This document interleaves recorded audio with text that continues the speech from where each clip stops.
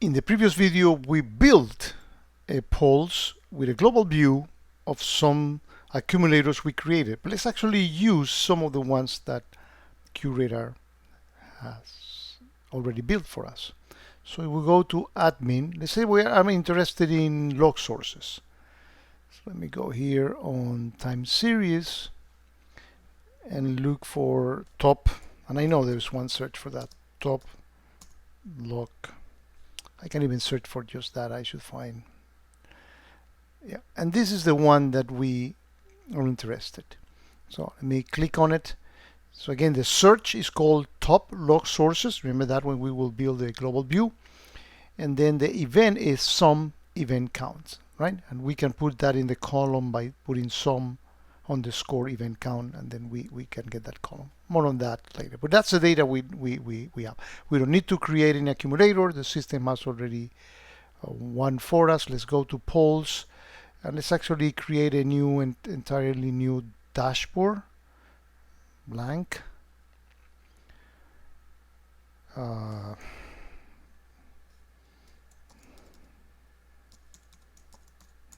call it global view. And let's add a dashboard item. Let's call it only one. And let's actually create a AQL, right? And I like to do these things little by little. So of course, select. And we're gonna get the log source name, and then we put, oh, that's not actually what I meant. This is not going to be a parameter that we will be entering as we show in one of the previous polls video, but we actually want to resolve the log source ID by getting the name. I'm not interested in an ID. I want to see what is the actual name of the log source. So we can start with that, and then from the global view database, again, I like to start little by little, so if I make a mistake, I know where I made it. And remember that the search was called top, and here the look ahead is not going to be able to help you. Log sources, and it's going to be every minute, so we go here and say it's normal. Let's see if that works. It does. I get the log sources in here. Now, what I want to get is the number of events that everyone gets. So I'm going to put here a comma for putting another column. And remember that we saw the parameter in the search was some, and then between parentheses event count. So we can get that column by putting some on this underscore, yeah, event count. Let's see if that works. It does, and we get the event counts in here. Let's say that we can put here last 24 hours or whatever, but let's actually order then by, I want to put the one that get the most events. So we do order by right here, and it's going to be precisely that, some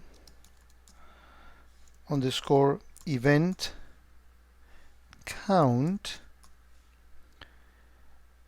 And if we run it like that, let's see if this works well. It did it in ascending order. I wanted descending. The default is ascending. Let's put here, I'm not typing there. Let's put here descending and see if that works. Yeah, and that's precisely what we want. And then if we want to put this in a table, we can call these top logs. And the chart are, let's make this tabular display. Let me scroll down. Okay. Maximum event, let's actually make this a little bigger. Let's put 25. And I can get some more if I put a longer period of time, because by default this is 5 minutes. So if we put last 6 hours, see if I got that right. Let me run the query. I should be getting more events, yeah, and I do. I can scroll down and see more events. I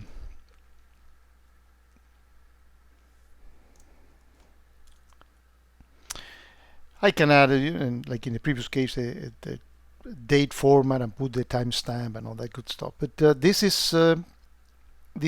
search is very efficient, because it's not going to go into all the events. It's going to grab those by those counters that curator automatically updates for me. So let's add one of those. Click here, done, and here we have it.